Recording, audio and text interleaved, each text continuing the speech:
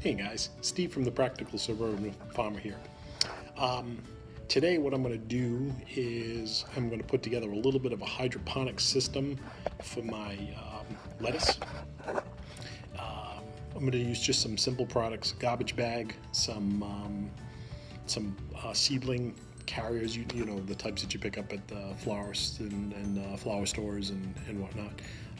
You know, especially when you buy your plants. I save all that stuff, so I've got it probably from buying plants 5-10 years ago.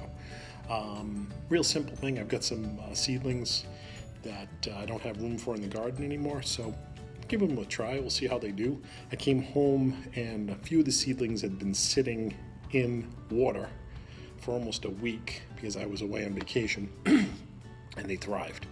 But I don't want mosquitoes getting in there and infesting my garden, so I'm going to do a little bit of a different system, put them in a bigger pot, and we'll see how they do. Okay, so watch.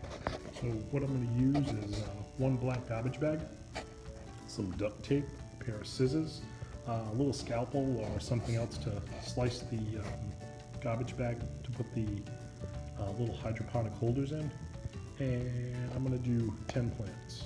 So these two, that should be enough space for them to grow, and we'll see how they do. Okay, so follow along. Okay, so the first thing I did was I took the garbage bag, cut it into 2 equal pieces. Okay, so the full length. I found it was easy to use like an X-Acto knife or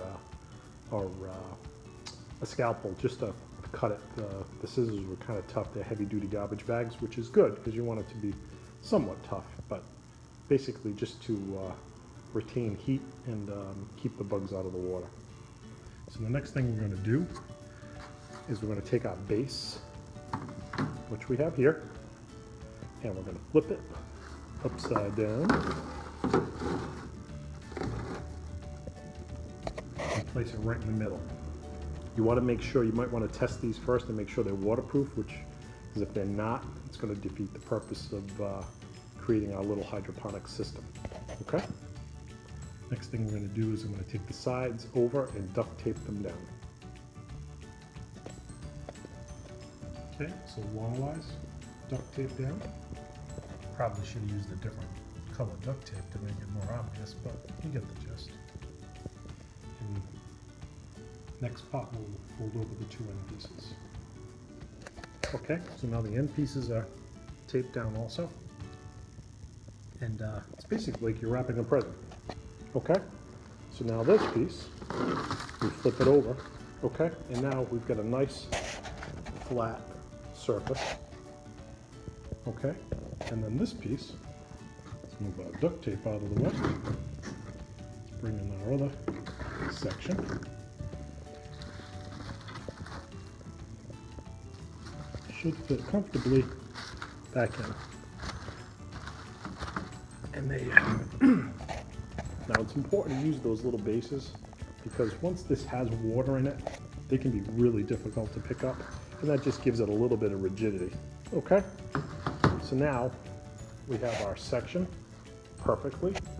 This is, you know, somewhat tight. It doesn't have to be too tight because it's not going to be supporting the plants. It's just going to be kind of housing them and covering them. Okay, so now we'll take our little pots, our little hydroponic pots, which you can buy at any hydroponic store or buy them online, actually, even cheaper. And we're just going to mark our areas on the top and cut those with an X-Acto knife or a scalpel, and we'll be done.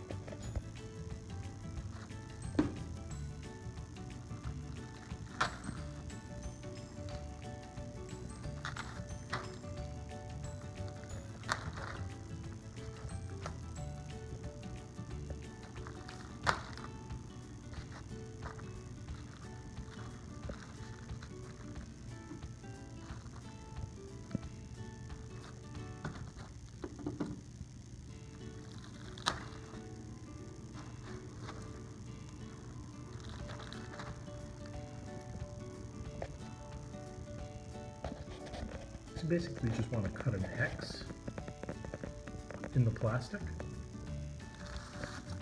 These work the cup in. And there you have it. So I'll put 5 lettuce plants in there, which I'll film afterwards. Finish off my other one, and we'll just kind of set these guys aside. I'll probably put, instead of just straight water inside there, I'll put some warm tea in that, and I'll just make sure that it stays up high.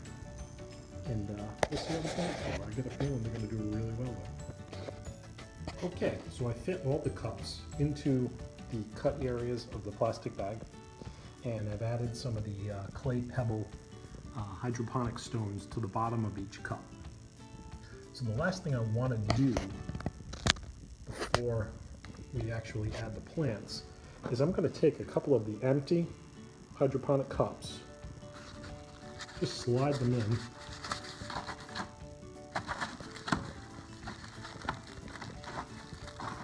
and then put them underneath for support. This way, this way inevitably when it rains and whatnot, we won't end up with a sagging cover. Okay, back in here.